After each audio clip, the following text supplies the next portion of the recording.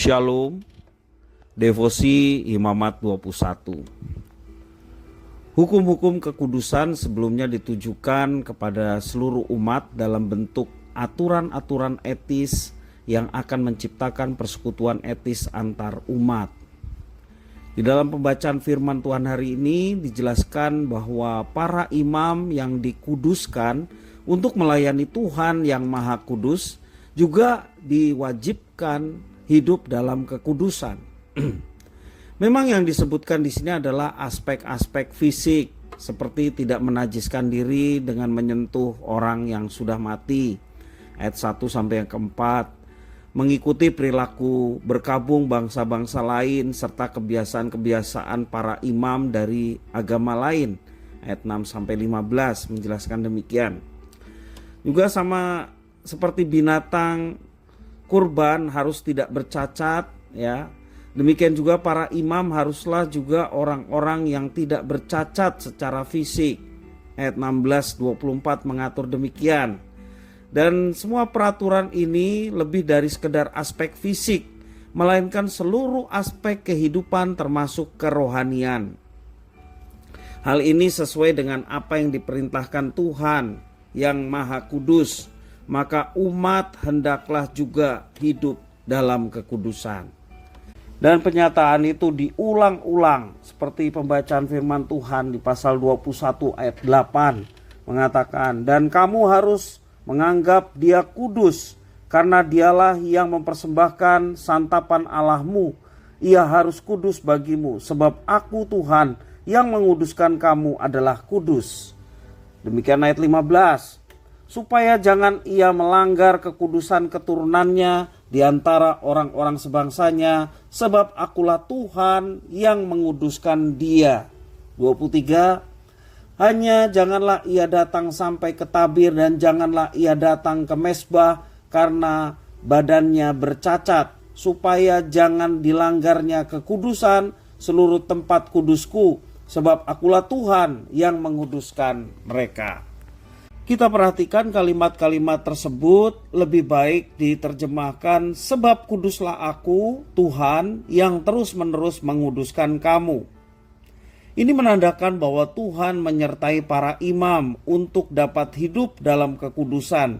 Dan dengan pertolongan Tuhan dan bimbingan Tuhan, mereka diberi kemampuan untuk tetap menjaga kekudusan.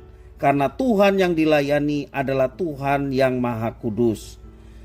Jadi bukan hasil usaha para imam itu sendiri bila mereka dapat hidup kudus, semua karena anugerah dan pertolongan Tuhan. Dan aturan-aturan tersebut dibuat sesungguhnya bukan untuk memberatkan hidup para imam. Dan dari pernyataan ini ada maksud bahwa Tuhanlah yang akan menyertai dan memampukan para pelayan Tuhan untuk dapat hidup dalam kekudusan. Yang dipentingkan di sini ialah hidup yang berserah kepada Tuhan dan meminta bimbingan pimpinan Tuhan untuk dapat menjalankan apa yang diperintahkan. Dengan demikian mereka diberi kemampuan untuk hidup dalam kekudusan. Bapak Ibu Saudara, Tuhan menginginkan setiap kita yang dipanggil untuk menjadi hamba-hamba Tuhan memiliki hati yang berserah kepada Tuhan. Kita semua dipanggil untuk melayani, bukan untuk dilayani. Sebagaimana anak manusia datang untuk melayani dan memberikan nyawanya menjadi tebusan bagi banyak orang. Karena itu kita dipanggil dengan hal yang sama, yakni melayani Tuhan. Dengan membuka diri kepada Tuhan, Dia akan menguduskan kita. Dan kekudusan merupakan anugerah Tuhan semata. Dengan kesadaran itu, hendaknya kita terus-menerus menyerahkan setiap aspek kehidupan kita untuk Tuhan kuduskan. Mari kita coba perhatikan baik-baik. Aspek-aspek apa saja dalam hidup kita yang perlu kita serahkan kepada Tuhan agar dikuduskan oleh-Nya. Apakah itu kata-kata kita, apa itu pemikiran kita, dan juga tingkah laku kita. Seluruhnya, baik perkataan, pikiran maupun tingkah laku, kita serahkan kepada Tuhan agar senantiasa dikuduskan oleh Tuhan sehingga kita berkenan kepadanya. Mintalah kepada Tuhan setiap waktu, sehingga setiap pemikiran kita, setiap perkataan kita, dan juga setiap tingkah laku kita betul-betul dipimpin oleh Tuhan yang kudus, sehingga yang keluar dan yang muncul baik dalam perkataan maupun tingkah laku adalah sesuatu yang kudus, menjadi berkat Tuhan dalam kehidupan kita.